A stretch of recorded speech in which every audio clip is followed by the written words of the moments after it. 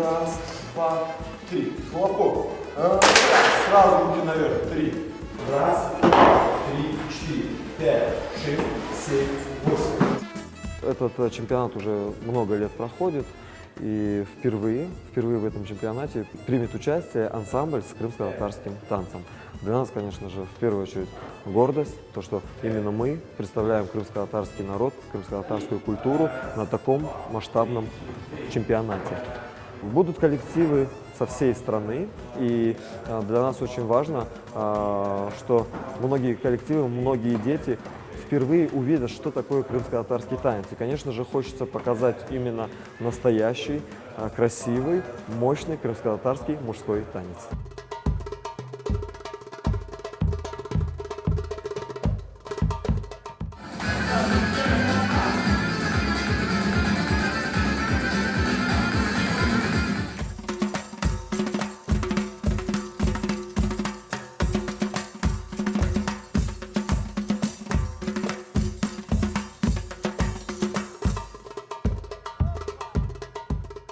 Медленно. Раз. Разворачиваемся ровно, рука назад. Два. Раз, два, три.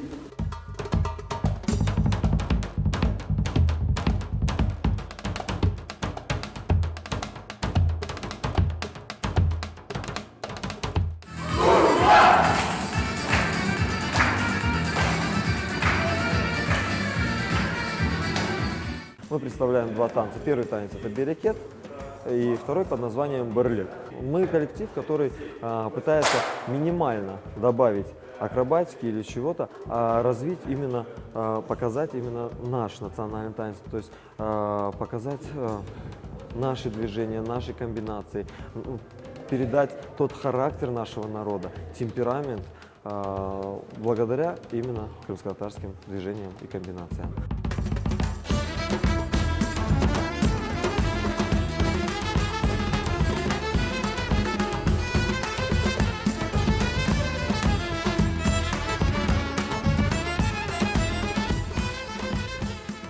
Мы ко многим фестивалям готовимся, но к этому еще сильнее. У нас тренировки проходят очень часто, по 3-4 часа. Это очень тяжело, но мы знаем, что мы должны выиграть этот чемпионат. Когда многочасовые тренировки, сложно, ты устаешь каждый день, болят ноги сильно. Ты приезжаешь домой, хочется спать. Утром рано надо вставать то в школу, то опять на тренировки. Но мне нравится это делать.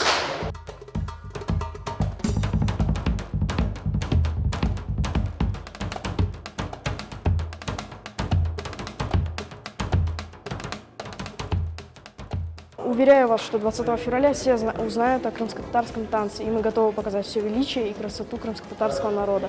Также мы очень хотим подвести нашего преподавателя, который вложил у нас очень много усилий и большую поддержку вклал, чтобы мы победили. Танец, который мы готовим, во-первых, это мужской танец, то есть он максимально мощный, то есть все движения там выполняются жесткие и максимально передает характер крымско-татарский.